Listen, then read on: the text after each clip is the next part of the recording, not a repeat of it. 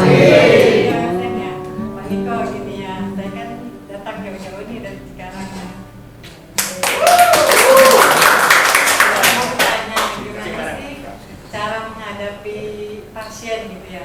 Memang ini saya lagi terapi keponakan saya yang emang dia tuh agak bandel di makanan. Memang itu di terapi tetap diminum, dimakan.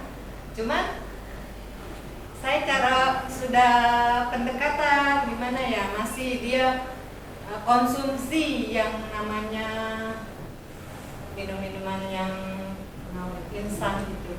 Oke. Untuk sementara itu aja. Oke. Terima kasih waktunya Pak Niko. Oke. Pertanyaan soal jual barang kayaknya Iya. dan pasien. Saya mau tanya sama Bapak Ibu, kalau tas ini saya jual 200 juta, ada yang mau beli nggak? Nggak, sekarang saya bilang tas ini saya jual 200 juta, ada yang mau beli nggak? Ibu mau beli nggak? Oke. Semua, kalau kalian penjual pembeli, bukan jual obat atau pembeli obat, jual subarasi atau eksekusi, kalian akan rata-rata kasih jawaban itu, nggak ada duit lah, kalau nggak kelihatan kayak 2 juta. Tapi kalau kalian penjual yang handal atau kayak saya akan tanya isinya apa dulu. Kalau ini isinya sertifikat rumah 2M gimana? Ya. Kalau ini isinya kunci mobil gimana? Senilai 5M. Benar nggak? Jadi teman-teman, saya belum jawab langsung ke situ. Tapi ini hal sepele yang bikin orang sukses sama orang gak sukses. Orang gak sukses semua akan bilang gitu, ngapain gue beli tas gini 200 juta? Orang sukses akan bilang apa? Apa isinya? Ngerti ya? Karena kalau isinya sertifikat rumah 2M, 200 juta ini murah banget. Dan gak ada duit pun akan jadi ada duitnya. Siapa yang mau tukar 200 juta jadi 2M? Semua mau. Sama.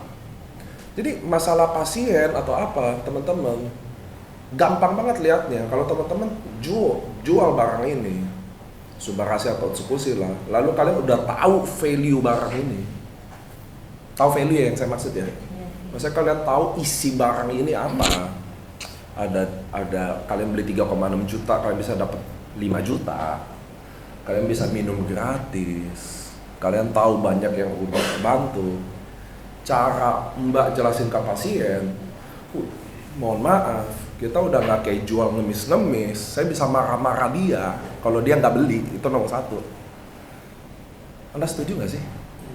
Kalau ibu saya kena diabetes, lalu minum obat dokter 10 tahun nggak ada perubahan juga, lalu sekarang udah cenderung mau stroke, lalu saya tawarin 3,6 juta produk, dia nggak mau minum, saya akan marah ke dia. Bisa gitu nggak? Betul nggak? Karena saya tahu betul ini kayak apa.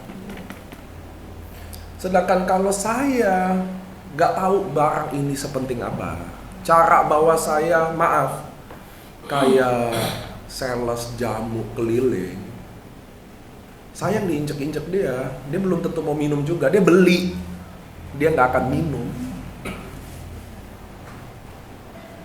Jawab nggak tadi maksud saya? Jadi gimana cara jelasinnya, gimana keyakinan saya, gimana saya bener-bener ngomong bukan kayak jualan, tapi bener-bener kayak lu harus minum ini loh. Gue datang ke lu bukan karena dapat bonus, tapi karena gue sayang sama lo. Gue tahu ini penting buat lo dan lo harus minum. Gak akan terjadi lagi tuh kebandelan-bandelan yang konyol. Nanti ya teman-teman ya. Saya orang diabetes lagi minum subarasi, saya nggak akan kayak orang gila lagi meminum teh manis pakai gula 5 sendok. Nggak akan terjadi. Jadi teman-teman harus tahu, kita sekarang ada di tahap, teman-teman, saya lihat umurnya 40 ke 50 rata-rata. Teman-teman harus tahu, cara 10 tahun yang lalu jualan sama 10 tahun yang hari ini jualan, beda loh. Itu yang teman-teman harus tahu. Kita harus kita harus upgrade, karena kalau enggak punah. Teman-teman tahu nggak sih, teman-teman kalian dulu yang jago jualan, yang agent-agent jualan zaman dulu belum tentu bisa bertahan hari ini. Anda tahu itu? Karena gaya orang sekarang jualan udah beda sama dulu. Zaman dulu, Mbak, 10 tahun yang lalu, informasi nggak sehebat hari ini. Setuju? 10 tahun yang lalu, kalianlah pemegang informasi itu. Kalian ngomong ke dokter, kalian yang ngajarin tuh dokter. Hari ini nggak ada yang bisa ngajarin siapa-siapa, tinggal Google. Zaman dulu baca koran baru tahu ada berita atau apa. Hari ini kita udah tahu Hotman Paris kenapa sekarang Gibran lagi kasus apa. Semua informasi di depan mata. Jadi udah nggak zaman jualan seakan-akan ngasih tahu semua manfaatnya. Ini bisa apa atau bisa apa. Karena sekarang orang kalau ibu cerita, dia nggak yakin, dia akan Google. Bener nggak sih Subarashi itu dari Jepang? 10 tahun yang lalu kalian bilang ini dari Jepang lah titik. Hari ini enggak. Betul ya? Kalian bisa ragu sekarang. Orang kasih informasi, kalian bisa ragu. Bener nggak ya? Google. Sekarang makanya prospek bener-bener harus beda banget. Intim, dalam. Kalau saya prospek barang saya yakin bagus, gaya prospek saya beda banget sama orang yang ini bagus nggak ya? Kayaknya gue bisa dapat duit deh. Nggak bisa. Saya nggak, kalau saya yang prospek pasien, nggak mungkin dia bandel, nggak mungkin dia lupa hari tanpa saya ingetin tiap hari harus dia minum. Karena waktu saya prospek dia beli, bener-bener dia yakin ini bisa membantu dia, menyembuhkan dia. Kedua, saya akan bikin mati-matian bahwa ini satu-satunya cara terapi dia yang dia harus minum, dan dia harus minum selama 6 bulan. Keyakinannya gitu. Suara di mic saya ngomong yang saya lagi praktekin cara saya prospek kayak gini loh. Bagaimana orang dengar bener-bener dengerin saya. Nah kalian harus sampai di sana dalam level prospek. Nggak bisa. Saya nggak pernah ketemu. Kayaknya teman-teman di farmasi juga jarang ketemu. Kalau dia sakit, kita berhasil yakinkan dia minum lalu dia bandel. Bagi saya salah prospeknya. Bagi saya. Yang salah adalah yang prospek karena dia cuma sebatas jualan aja. Sedangkan prospek yang benar bukan jualan. Saya prospek yang benar ya, saya kayak beli keyakinan Mbak. Kayak dokter atau enggak? Dokter udah bilang, jangan makan Indomie. Udah kita nggak makan Indomie. Betul nggak sih? Kenapa? Padahal orang tua kita bilang jangan makan Indomie, kita makan. Tapi kalau ada dokter yang ngomong, jangan lu ini. Udah kita lepas. Keyakinan kan? Betul nggak sih? Semua tahu kok Indomie jelek. Nggak ada yang bilang Indomie bagus. Semua bilang jangan banyak makan Indomie. Tapi waktu udah sakit, dokter bilang stop, kita stop. Bahkan perokok gila pun, kalau udah sakit paru-paru, dia stop banget. Tapi kalau istrinya yang bilang berhenti rokok, nggak akan stop. Betul nggak? Keyakinan. Itu yang teman-teman harus belajar dalam prospek.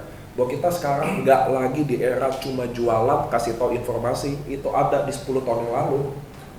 Dan saya yakin teman-teman 10 tahun hari ini, kalian nggak ubah, kalian nggak akan bertahan. Bukan di AFC, di bisnis apapun, cara jualan hari ini udah beda. Kenapa? Karena informasi udah terlalu banyak. Kita udah nggak nonton TV loh. 10 tahun yang lalu, 15 tahun yang lalu, masih rebutan nonton TV. Zaman berubah total. Kalian harus ubah cara prospek.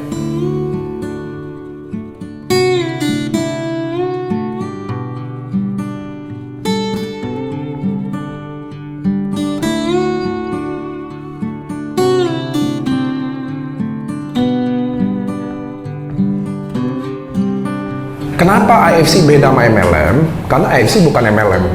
Kenapa jadi MLM di Indonesia? Karena nggak ada pilihan.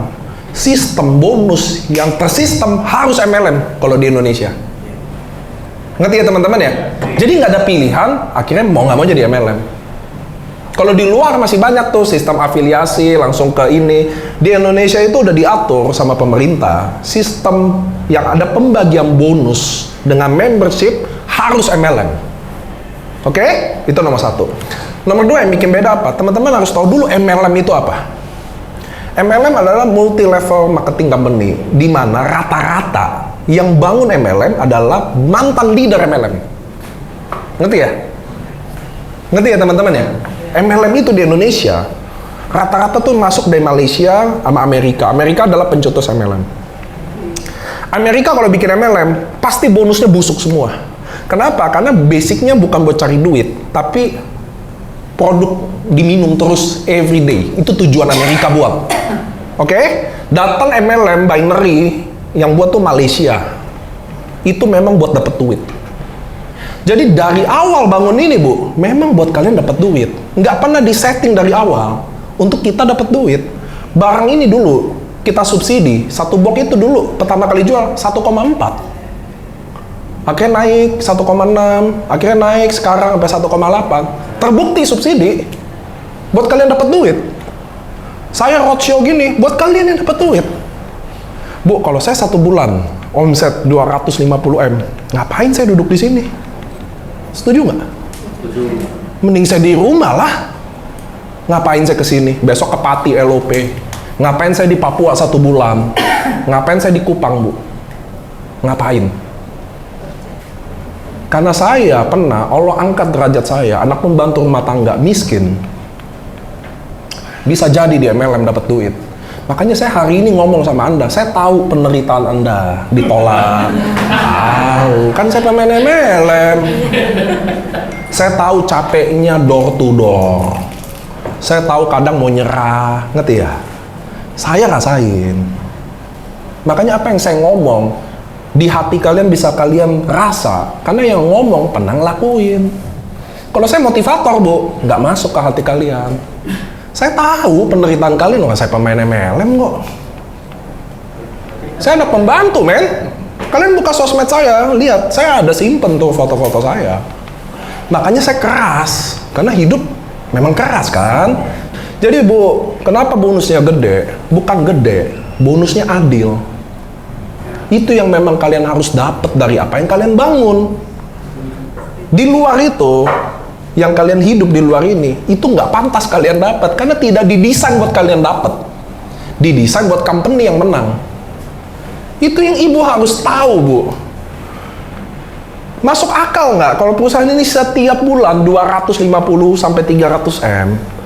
Lalu saya capek-capek datang ke sini.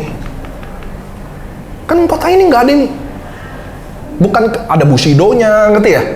Bukan yang kota sales gimana, nggak ada. Ini lagi membangun semua kan? Itu bukti saya ada. Mestinya kan saya sama kota yang paling kuat dong, sama leader yang paling kuat berprestasi, betul dong? Enggak, saya ada di sini. Dan ini bukan pertama kali saya ketemu kalian. Sebetulnya datang juga. Sampai kalian jadi. Karena apa, Bu? Karena saya pernah janji sama Allah kalau Dia angkat derajat saya. Dulu kan kalau kita miskin banyak janji. Ya kan?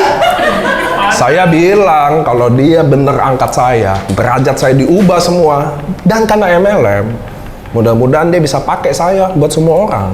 Biar kalian tahu, oh ini bisa dapat duit. Makanya MLM ini, sistem ini saya yang buat dan super halal. Kenapa super halal? Nggak ada tutup poin, nggak ada beban, nggak ada harus ini baru begini, nggak ada. Semua akadnya jelas. Harga segini, kalau closing dapat segini, dan closing beneran segini, dan harga bener segini. Kita Muslim, akad di depan semua jelas sah. Oke? Satu, kedua, tidak ada paksaan, tidak ada jebakan. Marketing plan lain, Bu, banyak, bisa aja presentasi gini, hasil beda. Saya nggak ada, saya nggak pernah bayar bonus telat. Saya nggak pernah asal-asalan, semua sah. Perusahaan ini 6 tahun dan akan jalan 10 tahun, 16 tahun, 20 tahun. Itu yang saya minta ke teman-teman, sabar. Ngerti ya?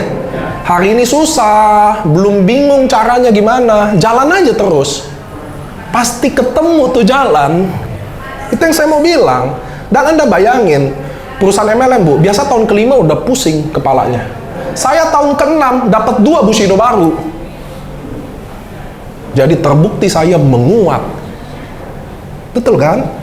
Sebelum saya ketemu kalian, pertemuan kita yang di warung kopi, ini jauh lebih baik. Jadi terbukti berkembang. Itu yang saya mau kasih tahu ke teman-teman. Kasih waktu, ke diri Anda 2 tahun.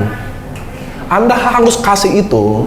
Karena sebelumnya kalian udah coba berjuang 10 tahun, 20 tahun jadi karyawan, atau coba jadi bisnis, atau nganggur jadi ibu rumah tangga, lalu kalian sekarang dijodohin. Nyemplung masuk sini keputusan sendiri. Kasih waktu 2 tahun.